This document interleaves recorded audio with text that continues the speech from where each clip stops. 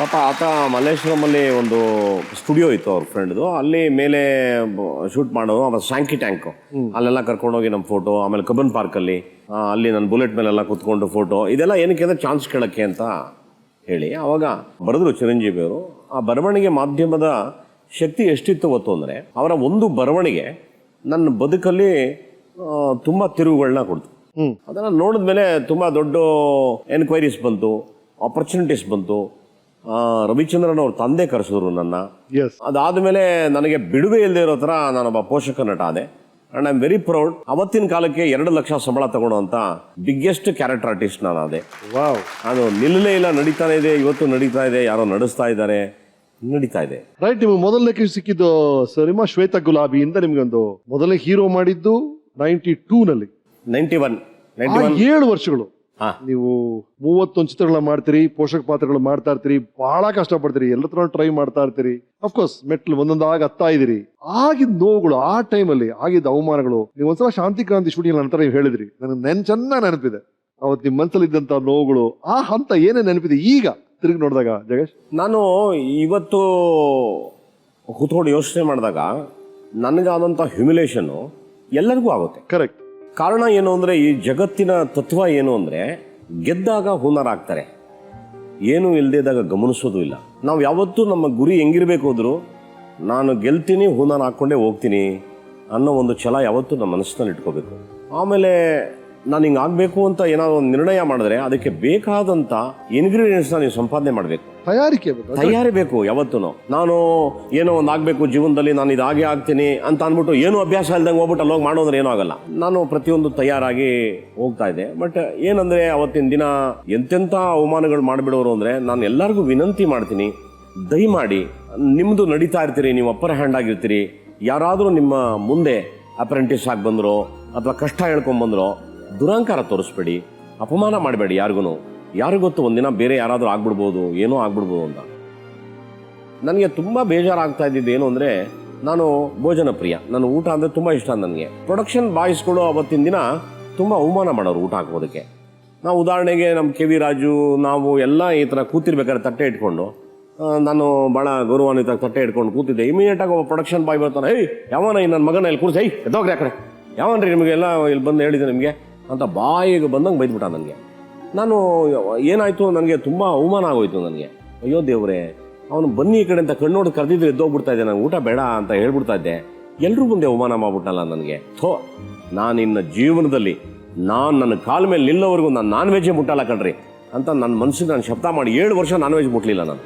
ನಾನು ವಾಪಸ್ಸು ನಾನು ಒಳ್ಳೆ ನಟನಾಗಿ ಸಂಭಾವನೆ ತಗೊಂಡು ನನ್ನ ದುಡ್ಡಲ್ಲಿ ನಾನು ತಿನ್ನಬೇಕು, ಬೇಡ ನನಗಿದು ಅಂತ. ಆಮೇಲೆ ಎಲ್ಲ ಶೂಟಿಂಗ್ಗೆ ಅಂತ ನಾವು ಹೋದರೆ, ಪರಿಮಳನ್ನು ಕರ್ಕೊಂಡು ಹೋಗ್ಬಿಟ್ಟಿದ್ದೀನಿ, ಗುರು ಸಣ್ಣ ಪಾಪು ಹೋದರೆ ರೂಮ್ ಕೊಡಲ್ಲ ನಮಗೆ, ಪ್ಯಾಸೇಜಲ್ಲಿ ಮನಕ ಅಂತಾರೆ. ಅಲ್ಲೇನಾಗುತ್ತೆ, ಎಲ್ಲ ಕಚಡಗಳು ಹೆಣ್ಮಕ್ಳುಗಳು ಏನೋ ಪ್ಯಾಸೇಜಲ್ಲಿ ಮಾಡ್ಕೊಂಡು ಬೇರೆ ದೃಷ್ಟಿಯಲ್ಲಿ ನೋಡ್ತಾರೆ. ನಾನು ರಾತ್ರಿ ಎಲ್ಲ ವಾಚ್ಮ್ಯಾನ್ ಕೆಲಸ ಮಾಡಬೇಕು, ಬೆಳಗ್ಗೆ ಹೋಗಿ ಶೂಟಿಂಗ್ ಮಾಡಬೇಕು. ನಾನು ಎಲ್ಲ ಹ್ಯುಮಿಲೇಷನ್ಸು ನೋಡ್ತಾ ನೋಡ್ತಾ ನೋಡ್ತಾ ನಮಗೆ ಎಷ್ಟು ಬೇಜಾರಾಗೋದು ಅಂದರೆ, ನನ್ನ ಮನಸ್ಸಲ್ಲಿ ಒಂದು ಭಾಳ ಗಟ್ಟಿಯಾದಂಥ ಒಂದು ಸಂಕಲ್ಪ ಇತ್ತು. ಆ ಸಂಕಲ್ಪ ಏನು ಅಂದರೆ, ಒಂದು ಶಿಲೆ ಆಗಬೇಕಾದ್ರೆ ಅದರ ಮೇಲೆ ಹತ್ತಿ ಕೂತ್ಕೊಂಡು ಕಾಲಲ್ಲಿ ಹೊಡಿತಾರೆ, ಕೈಯಲ್ಲಿ ಹೊಡಿತಾರೆ, ಎಲ್ಲ ಮಾಡ್ತಾರೆ. ಅದು ಪೂಜೆಗೆ ಯೋಗ್ಯವಾಗುವವರೆಗೂ ಎಷ್ಟು ಒದೆ ಬೀಳುತ್ತೆ ಅದಕ್ಕೆ ಅಂದರೆ, ಅದು ಎಲ್ಲವೂ ಸಹಿಸ್ಕೋಬೇಕು. ಎಲ್ಲ ಸಹಿಸ್ಕೊಂಡಾಗ ಮಾತ್ರ ಆ ವಿಗ್ರಹ ಪೂಜೆಗೆ ಸಲ್ಲುತ್ತೆ ಅದು. ಹಾಗೆ ನನ್ನ ಬದುಕಿನ ಪುಟದಲ್ಲಿ ಇವನ್ ಟಿಲ್ ಟುಡೇ ಇವತ್ತೂ ಯಾರೋ ಒಂದು ನಟರ ಅಭಿಮಾನಿಗಳು ಅಥವಾ ಇನ್ನೊಬ್ಬರು ಯಾರೋ ನಟರ ಅಭಿಮಾನಿಗಳು, ಯಾರೋ ಡೈರೆಕ್ಟರ್ ಅಭಿಮಾನಿ, ಅವ್ರು ಮಾತಾಡುವಂಥ ಪದಪುಂಜಗಳನ್ನ ಕೇಳ್ದ ಅಂದರೆ ನಾನು ನಗ್ತೀನಿ, ಒಬ್ಬನೇ ಕೂತ್ಕೊಂಡು ನಗ್ತೀನಿ.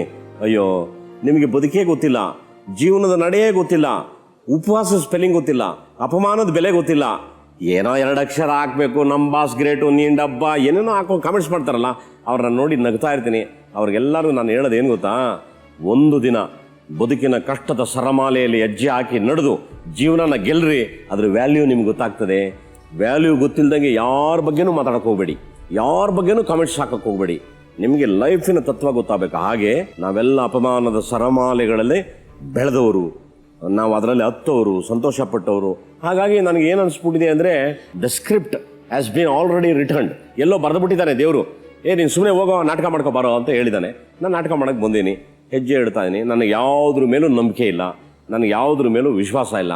ನನಗೆ ವಿಶ್ವಾಸ ಇರೋದೇನು ಅಂದರೆ, ಪ್ರೀತಿ ಅನ್ನೋ 2 ಅಕ್ಷರದ ಮೇಲೆ ಮಾತ್ರ ವಿಶ್ವಾಸ. ಕಡೆಯವರೆಗೂ ಪ್ರೀತಿಸ್ತಾ ಬಾಳ್ಬೇಕು. ಒಂದು ದಿನ ನಾವು ನಿರ್ಗಮಿಸಿದಾಗ ನಮ್ಮ ಪ್ರೀತಿಯ ಹೆಜ್ಜೆ ನೆನಪಾಗಿ ಬಿಟ್ಬಿಟ್ಟು ಹೋಗ್ಬೇಕು ಅಷ್ಟೇ. ನೋಡಿ, ನಾವು ಕ್ಯಾರೆಟ್ ಆರ್ಟಿಸ್ಟ್ ಆಗಿ ನಾನು ಚಾನ್ಸ್ ಕೇಳೋಕ್ಕೆ ಅಂತೆಲ್ಲ ಬಂದಾಗ ಬಹುಶಃ ವೆರಿ ನ್ಯೂ. ಪ್ರಭಾಕರು ಒಂದು ದಿನ ಅಗ್ನಿಪರ್ವ ಅಂತ ಒಂದು ಪಿಕ್ಚರ್ ಮಾಡ್ತಿದ್ದಾರೆ. ಆ ಪಿಕ್ಚರಲ್ಲಿ ನನಗೊಂದು ಪಾತ್ರಕ್ಕೆ ಅಂತ ರೆಕಮೆಂಡೇಶನ್ ಮಾಡಿರ್ತಾರೆ. ಆ್ಯಕ್ಚುಲಿ ನನಗೆ ಹೇಳಿದ್ದು 3ನೇ ಮರ್ಡರ್ ಆಗೋ ಕ್ಯಾರೆಕ್ಟರ್ ಅಂದರೆ ತುಂಬ ಲಾಂಗ್ ಟರ್ಮ್ ಇರುತ್ತೆ ಅಂತ. ಬಟ್ ಅಲ್ಲಿ ರಾಜಕೀಯ ಮಾಡಿ ನನ್ನ ಮನೆ ಬಚ್ಚ ಈ ನನ್ನ ಮಗನ ಇಂಥದ್ದು ಈ ಕಟ್ ಮಾಡ್ರು ಅವ್ನಿಗೆ ಹಾಕಿ ಬಿಸಾಕ್ರ ಸೈಡ್ಗೆ ಅಂತೇಳಿ ನಾನು ಫಸ್ಟ್ ಮರ್ಡ್ರು ಬಂದು ಒಂದು 4 ಶಾರ್ಟು ಒಂದು 2 ಡೈಲಾಗು ಬಂದಿದ್ದ ತಕ್ಷಣ ನೆಕ್ಸ್ಟ್ ಮರ್ಡರ್ ಅಂದರೆ ನಾನು ಸತ್ತೋಗ್ಬಿಟ್ಟೆ.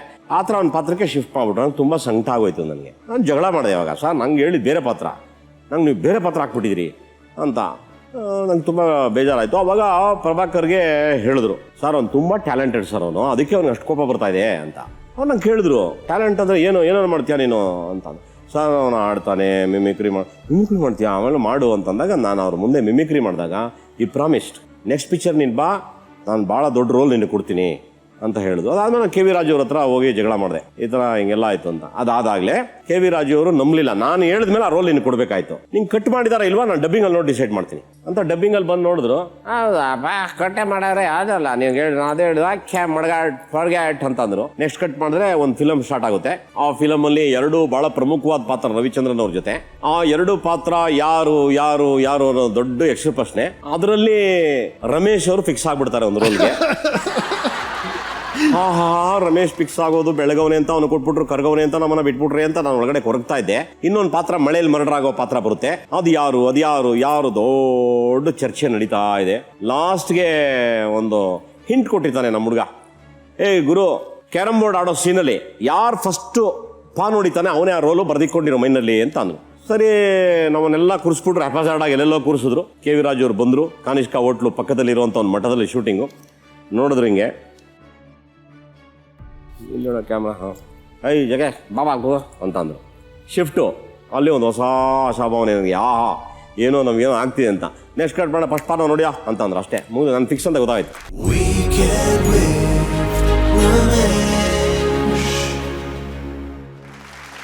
ಭಾಳ ದೊಡ್ಡ ಕಾಮಿಡಿ ಇದೆ ಒಂದು ನಮ್ಮದು. ಹೇಳಿ ಸರ್, ಕಾಯ್ತಾ ಇದ್ದೀವಿ.